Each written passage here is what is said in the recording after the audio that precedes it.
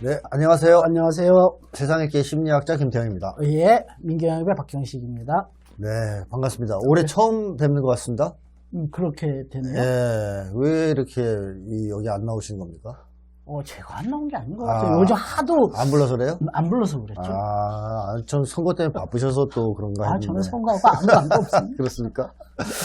자, 이제 오늘 요즘에 아주 뜨거운 이슈가 있는 주제를 좀 다뤄볼까 하는데요. 예. 그동안 민주당 내에서 뭐 병리평이냐 아니면 준연동형이냐 가지고 굉장히 사실 혼란이 좀 있었지 않습니까? 그래서 최종적으로 준연동형 선거제를 유지하는 것으로 결정이 났고요. 네. 그 결과 통합형 비례정당도 출범이 확정됐습니다. 그렇죠. 3월 3일 날 출범하는 걸로. 그렇죠. 어저께 합의를 했죠. 네네네. 여기에 대해서 조금 먼저 얘기 좀 해주셨으면 좋겠습니다. 일단 준연동형 선거제를 먼저 좀 말씀을 좀 드려야 될 것 같은데, 사람들이 준연동형 선거제가 21대 선거 때 되면서 그냥 어느 날 갑자기 튀어났다라고 생각을 하는데 전혀 그런 게 아니고요.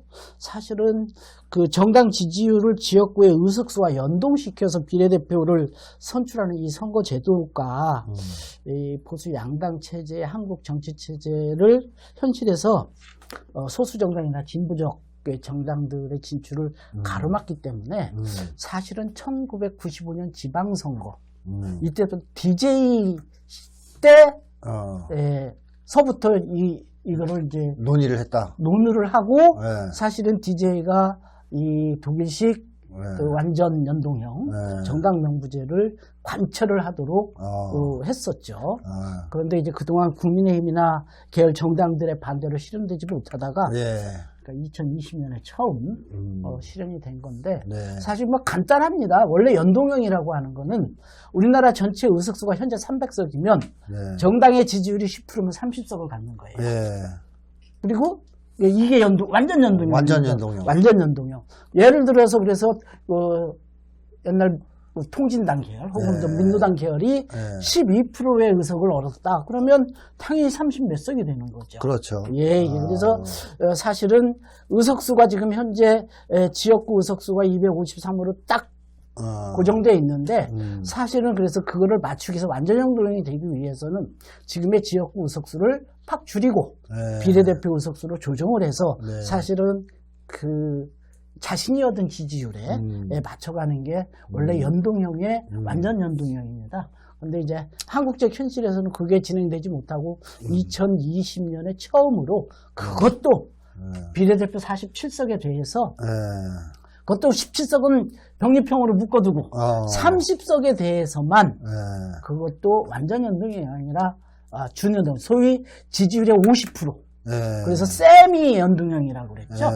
준연동형을 적용을 하고 그때 당시에 부치게 선거법을 개정을 하면서 부치게 이 캡을 씌운 17석의 병리평은 21대에 한한다라고 하는 조항이 져서 지금 뭐 여야 간에 소위 말하면 국민의힘과 협상이 안 돼서 그냥 현행법으로 하게 되면 47석 전체가 다 연동형으로 되는 겁니다. 그래서 그럼에도 불구하고 이 연동형의 비례대표 의석수가 너무 작기 때문에 완전 연동형은 되지 못하고 또 그 다음에 실제로 이제 반영이 그래서 세미 연동형, 준연동형 요렇게 얘기를 하는 겁니다. 이게 이제 현실적 문제인 거죠. 왜냐하면 더군다나 지금 가장 커다란 문제가 아시다시피 위성정당 문제. 위성정당 문제가 복잡하죠. 원래 20대 때 공직선거법을 개정을 하면서 정당법도 개정을 하고 뭐 이렇게 해서 위성정당에 출연을 못하게 했어야 되는데 오히려 정당법을 개혁을 했어요. 개정이 아니라 개혁을 하고 이래서 사실 위성정당의 출연을 근본적으로 막지 못하는 원인이 된 거예요. 그래서 사실은 위성정당 방지법을 통해서 비례대표 명부제를 완전하게 작성하는 건 외에도 정당법이나 이런 걸 통해서 소위 말하면 보조금도 못 받게. 그렇더라도 오늘 재밌는 거 나왔대요. 이준석이 6억 꿀꺽 갔다 그러니까 한 한동훈이가 뭐라고 하니까 이준석이 바로 받아쳤다고. 예. 유성재만 만들어갖고 86억 보조금 받아먹는 놈이 무슨 얘기를 그러니까 하냐. 니네가 더 나쁜 놈. 그래, 더 나쁜 놈이지. 예. 그 얘기 딱 했는데 사실 바로 그러거든요. 정당법이나 이런 것들을 막는 거를 하는 거를 자기 오히려 계약시켜 놓고. 네. 그리고 나서 지금 남의 눈에는 티끌 가지고 뭐라고 자기 눈에 대들 뿐은. 그게 원래 한동훈의 주특기죠. 그렇죠. 예, 뭐 그러니까. 자, 그런데 어쨌든 요약해 보면 예. 이 연동형제 선거법은 선거제는 김대중 전 대통령이 95년부터 그렇죠. 추구해 왔던 것인데 그렇죠. 그 반발에 의해서 특히 이제 보수 세력들이겠죠. 그렇죠. 이쪽의 반발에 의해서 시행이 못 되고 예. 준연동형으로 불안전하게 정착돼 있었다. 예. 왜냐하면 그 전에 의석이 항상 국민의힘 계열 정당이 네. 다수였기 때문에 네. 이게 어려웠던 거죠. 예, 그리고 뭐 이제 법 개정이 완전히 되지 못해서 위성 정당이 출연하는 변수도 부작용까지 이제 나왔다는 얘기인데요. 그렇죠. 자, 근데 그럼에도 불구하고 이걸 또 없애려고 했던 거 아닙니까? 그렇죠. 그래서 다시 거꾸로 돌리려고 그랬죠. 병립형으로. 그러다가 누구 말대로 죽었죠. 자, 상당히 쇼크를 먹은 것 같아요. 그래요? 예. 그러면 민주당 내에서 그건 논란이 있다가 준연동형 유지로 결정하게 된 계기. 뭐 여러 내부에서도 민주당 내에서도 예. 뭐 이러저러한 얘기들이 있었지만 사실은 결정적으로는 그 김부겸 전 총리나 정세균 총리나 원로들이 이런 과정들을 역사성을 다 갖고 있기 때문에 왜냐하면 이 비례제 확대하고 완전연동 실시 시에 현재 보수 양당 체제의 그저 파열구를 낼 가능성이 높아지기 때문에 뭐 여러 가지 좀 하기로 좀 했고 사실은 우리가 보도를 통해서 조금 나오긴 했지만 이해찬 전 대표가 김부겸 총리를 보고 이재명 대표하고 면담하고 이런 과정에서 이해찬 대표도 준연동형에 의도로 가는 것을 그것이 현실적인 판단이다라고 권했다라는 얘기가 있어요. 그래서 이런 것들이 결정적으로 이재명 대표가 결정을 내린 거죠. 결정을 내린 거죠. 사실 그런 흐름들은 있었고. 자, 어쨌든 전반적인 흐름으로 봤을 때 준연동형제를 포기하고 병립형으로 가는 것은 개혁에서의 후퇴, 그렇죠. 역사적 후퇴다 이렇게 볼 수 있다는 것입니다. 그렇죠. 그런데 민주당 쪽에서는 어쨌든 뭐 병립형을 계속 주장한 사람들이 있었는데 일부 있었죠. 이게 뭐 민주당에 도움이 된다 이런 거. 그렇죠. 근데 만약에 병립형으로 됐으면 어떤 결과가 초래됐을 거라고 그럼 보십니까? 사실은 근시안적인 적이에요. 왜냐하면 사실은 한국 정치 현실에서 그렇게 정치 지형이 민주당이 유리한 건 아니거든요. 그렇죠. 보수적인 지지자 이런 것 속에서 민주당은 연합과 연대를 하지 않으면 정권 교체가 어려웠어요. 사실 그런 속에서 DJ도 JP하고 연합을 했던 거고 사실 그 위에 노무현도 시민 세력과 연합을 했을 수밖에 없었고 그 다음에 우리 잘 알다시피 문재인 대통령도 사실 그때 홍준표와 안철수가 단일 후보로 나왔으면 그 와중에도 못 이겼어요. 그렇죠. 졌어요. 그럼에도 불구하고 어쨌든 거기가 갈라지고 또 그 다음에 당시에 시민 세력, 사회 세력과 문재인 후보는 그때 당시에 연대와 연합을 해서 가능했었고 사실 이번에 뭐 결정적인 요소 중에 하나도 사실은 이재명 후보가 이번에 실패했던 가장 패인의 가장 큰 요소는 사실은 뭐 그거 아니겠습니까? 연대에 실패한 거. 정의당? 통 크게 끌어안았어야죠. 끌어안는데 관심이 없었어요. 우리끼리 해도 180석에 좀 취해 있었죠. 아마 우리끼리 해도 이길 수 있다라고 본 거죠. 근데 사실은 그거는 0.7%로 졌습니다. 천만의 말씀이죠. 자, 이제 이 요약하자면 얼마나 뼈 아파요. 뼈 아프죠. 그래서 정의당이 요거 바가지를 먹었는데, 자, 어쨌든 핵심은 이겁니다. 지금 여태까지 선거를 통해서 독자 집권을 할 수 있는 가능성을 보여준 적이 없었고, 그렇죠. 그나마 가장 높은 득표를 보였다는 곳에서도 결국 연대연합에 실패하면서 석패, 그렇죠. 0.7% 차이로 석패하는 이 끔찍한 결과가 초래됐다. 그럼 앞으로 이러지 말란 법이 또 있냐? 그렇죠. 뭐 이런 거고요. 그래서 민주개혁 세력은 어떻게든 연대연합을 하는 쪽으로 가야 된다. 이런 그렇죠. 말씀이시죠? 그렇죠. 그래서 그 좀 근시안적인 총선만 바라보고 네. 병리평으로 해서 네. 사실 그것도 어떻게 보면 민주당이 권력의 독식이 옥신이거든요. 네, 그렇죠. 그러면 안 되거든요. 네. 그러면 사실 총선에서 승리한다는 보장도 없을 뿐만 아니라 맞습니다. 네. 대선은 필패입니다. 네. 대선까지 내다볼 경우에는 그렇죠. 그야말로 자충수다. 예, 예. 그래서 이제 앞으로 우리 이 완전 연동형 준연동형 선거제에 있어서는 과제들이 있어요. 사실 네. 네.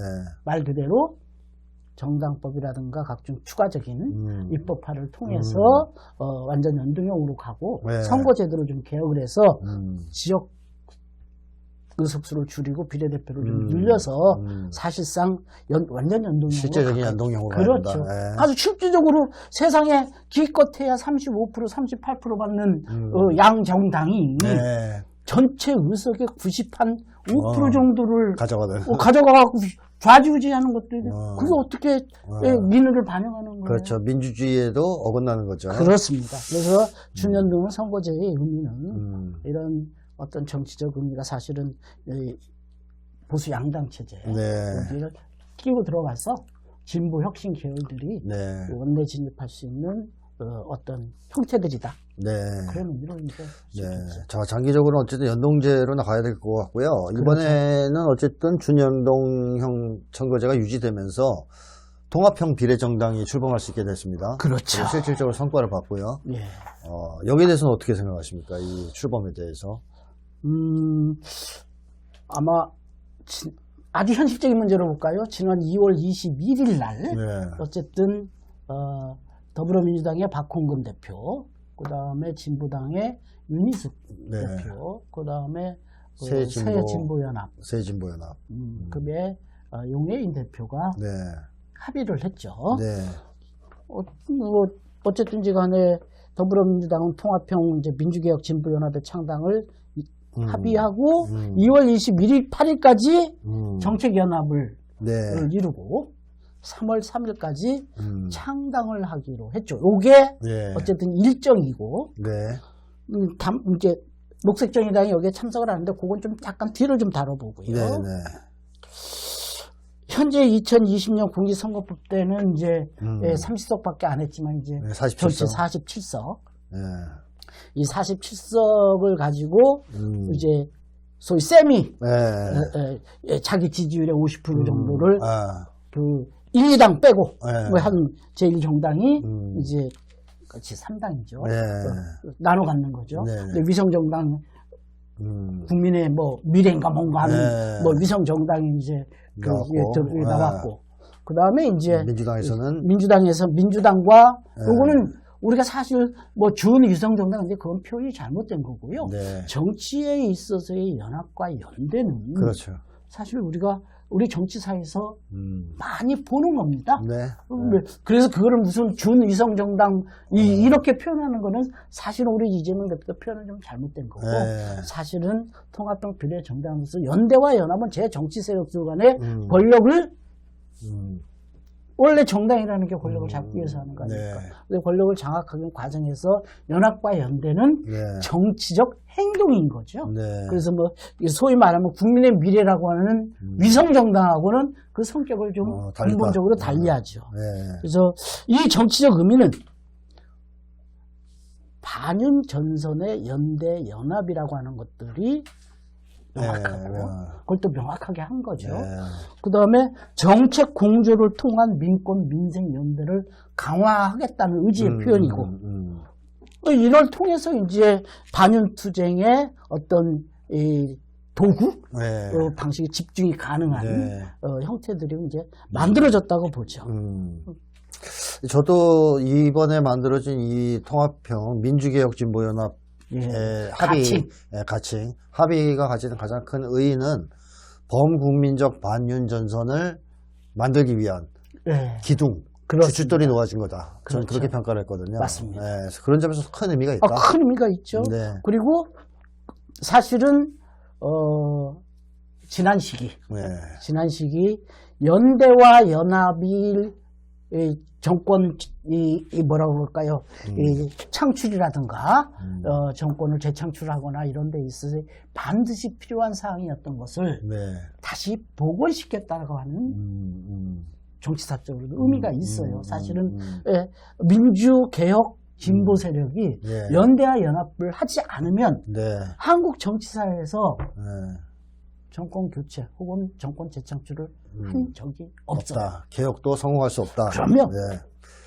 그래서 똘똘 뭉쳐서 하여튼 예. 이 극우 수구 세력, 예. 극우 파쇼 세력에 맞서 싸워야 되고 특히 반윤석열 투쟁을 가열차게 해야 된다 이런 얘기죠. 그래서 사실 이제 합의서를 좀 보게 되면 뭐 나름대로 상당히 좀 의미가 있어요. 일정을 그렇게 정하고 네.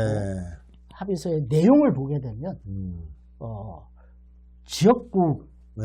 외까지 하나, 서로 네, 양보. 1대1로 네네. 1대1로 해서 물론 이제 여론조사 방식에 네. 의해서 뭐 좀 하고 일부 지역구를 네.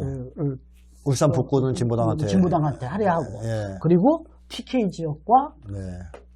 광주는 호남 예. 지역은 호남은 호남 지역은 왜냐하면 거기는 뭐 그렇죠. 단일화 해봐야 큰 저건 아니니까 예. 그래서 거기는 그렇게 놔두고 네. 그리고 아마 이제 제가 볼 때는 특히 수도권에 있어서의 네. 좀 사실 미세한 지역들에 네. 있어서의 1대1 구도는 아주 유리하죠. 아주 굉장한 큰 의미가 있고요. 네네. 아쉬운 점은 음. 녹색 정의당이 네. 여기에 참여하지 아는 않은 거. 건데 네. 이 녹색 정의당이 참여하지 않은 것은 네. 사실 녹색 정의당이 좀 너무 근시안적인 사고를 좀 가는 것은 아닌가라는 지적을 하지 않을래 않을 수가 없어요, 사실은. 뭐 본인들은 아니라고 얘기를 하겠지만, 네. 뭐 원칙을 지켰다. 세상의 원칙이라는 게 현실적인 원칙을 얘기하죠. 뭐 무슨 원칙을 지켰다는 거예요? 위성정당 싫다? 싫다. 그동안 약간 국힘당 위성정당 노릇. 아니, 자기네들도 사실 녹색 정의당이라는 게 뭐였습니까? 네. 비례정당 저기 하기 위한 플랫폼. 만든 거잖아요. 그렇죠. 네. 그 플랫폼이다라고 주장을 했다가 지금 와서는 그거 아니다라고 네. 그렇게 해서 반대를 하면 네. 사실은 또 그게 또 무슨 이죠? 어쨌든 그래서 네. 이런 것들인데 그나마 다행인 건 네. 녹색 정의당도 지역에서의 정책 연합이나 이런 데 있어서는 동의를 하기 때문에 뭐 일정 부분에 있어서는 또 다른 연대와 연합이 그거를 어떻게 할까요? 통큰 연대와 연합이 있다라고 한다면 네. 그 밑에 작은 통조군 그래도 이제 연대와 연합은 지역적으로나 이런 데서 좀 가능하지 않겠나라고 좀 봅니다. 왜냐하면 가급적이면 물론 이제 녹색 정의당이 참여하지 않는데 비판을 가하는 건 맞지만 또 그렇다고 해서 무조건 배제하는 것과 그렇죠. 그건 옳은 태도는 좀 아닌 것 같고요. 그래서 어쨌든 뭐 그렇게 좀 바라봐서 이번 합의는 그런 의미에서 뭐 또 다른 아마 뭐 민노총의 뭐 좀 다른 입장들도 있고 뭐 있는 것 같은데 큰 흐름 속에 있어서는 좀 제대로 좀 가는 것 같습니다. 예, 어쨌든 뭐 그나마 반가운 소식이라고 얘기할 수 있을 것 같고 그렇죠. 만들어진 사실 거는 초기에 굉장히 우선 민주당이 과연 할까? 뭐 병립형에다가 또 혹은 연동형을 하더라도 뭐 권역별로 하지 않겠느냐. 그렇죠.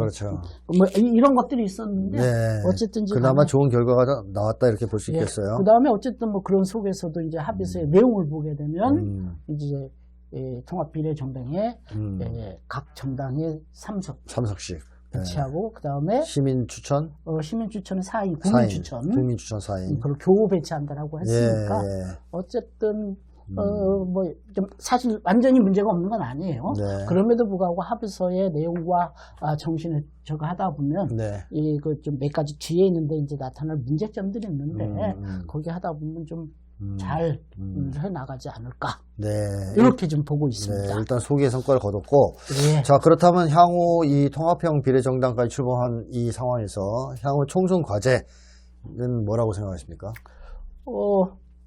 어쨌든 이제 각 지역에서, 현실적인 선거 운동과 이런 것들을 통해서, 사실 이번 선거에 있어서의 이 의미는 하나는 반윤 세력들이 200석을 넘기느냐 하는 문제하고 네.